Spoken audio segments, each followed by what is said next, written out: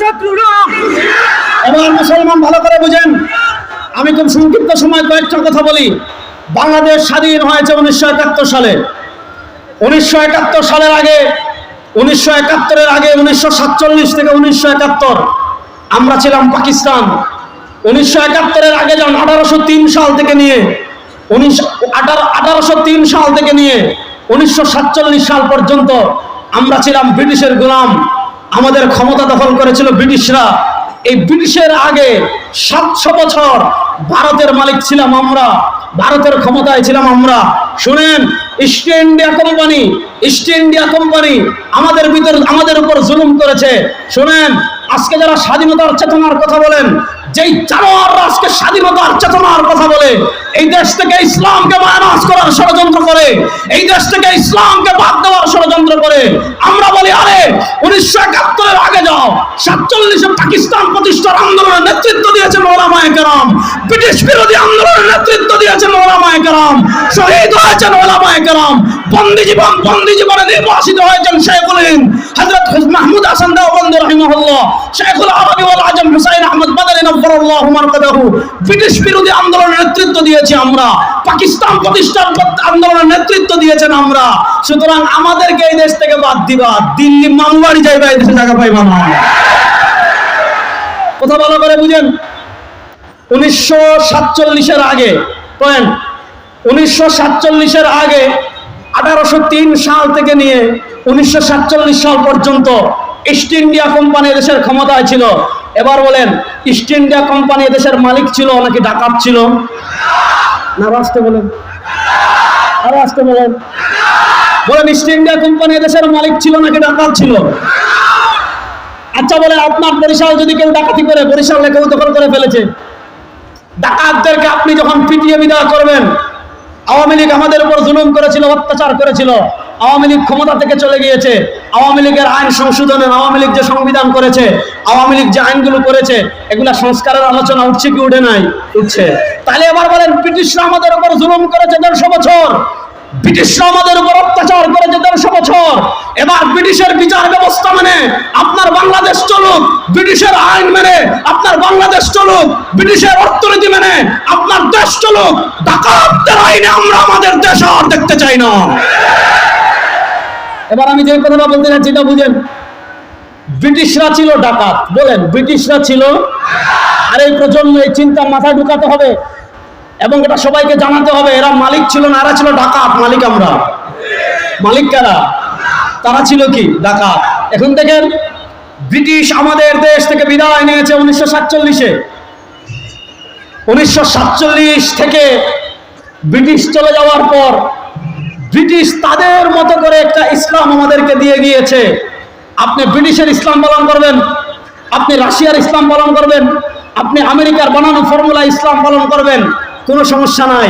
তারা আপনাকে টাকা দিবে, তারা আপনাকে বিশাল মাজার করে দিবে, তারা আপনার অনুসে গরু মহিষ খাসি যা লাগে তা দিবে। তাদের ইসলাম কোনটা জানেন? তারা ইসলাম আমাদেরকে শিখিয়েছে ইসলাম শুধু বৃত্তবন্দি। ওই যে খ্রিস্টানরা যেমন তাদের ধর্মকে গির্জাবন্দি করে ফেলেছে, ব্রিটিশরা একটা ইসলামের সফট ভার্সন আমাদেরকে দিয়ে গিয়েছে। সেই সফট ভার্সন কি জানেন? সেই সফট ভার্সন হলো, তোমার ইসলাম শুধু মসজিদে থাকবে, তোমার ইসলাম শুধু খানকায় থাকবে, তোমার ইসলাম শুধু মাজারে থাকবে, তোমার ইসলাম শুধু মিলাদে থাকবে, তোমার ইসলাম শুধু উরুসে থাকবে। তখন প্রশ্ন হলো, তাহলে নেতৃত্ব দিবে কারা? তারা বলে আমরা। সংবিধান লিখবে কারা? তারা বলে আমরা। রাষ্ট্র চালাবে কারা? তারা বলে আমরা। বিচার ব্যবস্থা চালাবে কারা? তারা বলে আমরা। শুনেন, ইসলাম শুধু এজন্য আসে নাই আপনি মসজিদে থাকবেন। আরে রাষ্ট্রের এমন কোনো বিষয় নয়, সংসদ বলেন, অর্থনীতি বলেন, সংবিধান বলেন, বিচার ব্যবস্থা বলেন, সিটি কর্পোরেশন বলেন, সব জায়গায় মানুষের তন্ত্রমন্ত্রকে পায়ের তলায় পিষ্ট করে ইসলামকে বিজয়ের মহান মেহনত নিয়ে আমাদের নবী দুনিয়াতে এসেছেন। এবার ভালো করে বুঝেন, আমাদের দেশের, আমি দুটো কথা বলি, আমাদের দেশের বিচার ব্যবস্থা আছে না নাই? আর আসতে বলেন, আমাদের দেশের বিচার ব্যবস্থা আছে না নাই? আছে। দেখেন, আপনি আপনাদের বরিশাল এখান থেকে জোটকুট বেশি দূরে না, আমি ফেলে আসছি, পাশ দিয়ে আসছি। শুনেন, ইসলাম আমাদেরকে দণ্ডবিধি দিয়েছে 3 প্রকারের। বলেন, ইসলাম আমাদেরকে দণ্ডবিধি দিয়েছে কয় প্রকারের? আর মাদ্রাসার ছাত্ররা বলো না, কয় প্রকারের? বলেন, 1 নম্বর হুদুদ। জোরে বলেন, হুদুদ। কিসাস, তা'যীরাত। বলেন 1 নম্বর, জুড়ে বলেন 1 নম্বর, 2 নম্বর, 3 নম্বর। 1 নম্বর, 2 নম্বর, 3 নম্বর তা'যীরাত। দেখেন ইসলাম দণ্ডবিধি আমাদেরকে দিয়েছে। আপনি বড় গলায় বলেন এই দেশ 92% মুসলমানের দেশ, কিন্তু শুনেন ইসলাম দণ্ডবিধি দিয়েছে 3 প্রকারের, একটা হুদুদ, আরেকটা কিসাস, আরেকটা তা'যীরাত। 1400 বছর এই দণ্ডবিধি দিয়ে মুসলিম রাষ্ট্রগুলো পরিচালিত হয়েছে। এর বিপরীত আপনারা দেখেন ব্রিটিশ আমাদেরকে দণ্ডবিধি দিয়েছে 2 প্রকারের, একটা হলো ফৌজদারি দণ্ডবিধি, আরেকটা হলো দেওয়ানি দণ্ডবিধি। আপনি আপনার দেশের কোর্টের খবর নেন, আপনি আপনার দেশের আদালতের খবর নেন, দেখবেন আপনার দেশের বিচার ব্যবস্থা কোরআনের দণ্ডবিধি দিয়ে পরিচালনা হয় না। আপনার দেশের বিচার ব্যবস্থা সরওয়ারে দো আলমের দণ্ডবিধি দিয়ে পরিচালনা হয় না। আপনি দেখবেন 92% মুসলমানের দেশ যে ডাকাতরা দখল করে রেখেছিল, সেই ব্রিটিশদের দেওয়া দণ্ডবিধি দিয়ে আমাদের দেশের বিচার ব্যবস্থা পরিচালিত হচ্ছে।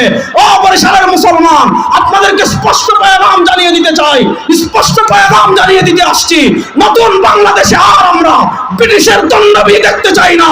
নতুন বাংলাদেশে আমরা ইসলামের দণ্ডবিধি বাস্তবায়ন করতে চাই কি চাই না? ইসলামের দণ্ডবিধি বাস্তবায়ন করতে হলে একটা কাজ লাগবে, এদেশের রাষ্ট্র ক্ষমতা ইসলামকে নিতে হবে। এদেশের রাষ্ট্র ক্ষমতা ইসলামকে নেওয়ার কোনো বিকল্প।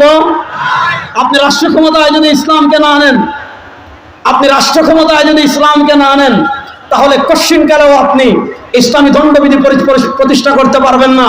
আজকে রাষ্ট্র সংস্কারের কথা বলা হচ্ছে, আমরা স্পষ্ট ভাষায় আল্লাহর জাতের কসম করে বলি, আরে মানুষের বানানো আইন দিয়ে যত সংস্কার করেন, যত পরিবর্তন করেন, হত্যা বন্ধ করতে পারবেন না, গুম বন্ধ করতে পারবেন না, চাঁদাবাজি বন্ধ করতে পারবেন না, টেন্ডারবাজি বন্ধ করতে পারবেন না, টাকা পাচার বন্ধ করতে পারবেন না, মাদক বন্ধ করতে পারবেন না, সন্ত্রাসী বন্ধ করতে পারবেন না।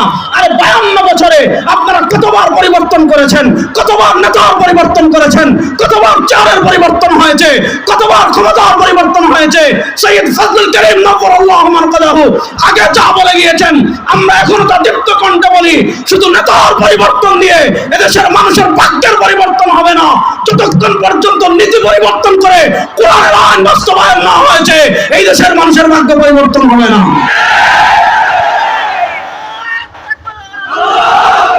আমরা আল্লাহর জাতের কসম করে বলি, আপনারা যত সংস্কার বলেন, দুর্নীতি বন্ধ করতে পারবেন না। কারণ যারে দিয়া বন্ধ করাবেন সেই হলো বড় দুর্নীতিবাজ। গত 1 বছর আগে আপনারা যুগান্তরের রিপোর্ট দেখেছেন, মাদক নির্মূল কমিটি করেছে, কিন্তু দেখা গিয়েছে মাদক নির্মূল কমিটির যে আহ্বায়ক, তার ঘরে 21 কেজি গাঁজা পাওয়া গেছে। কথা বুঝছেন?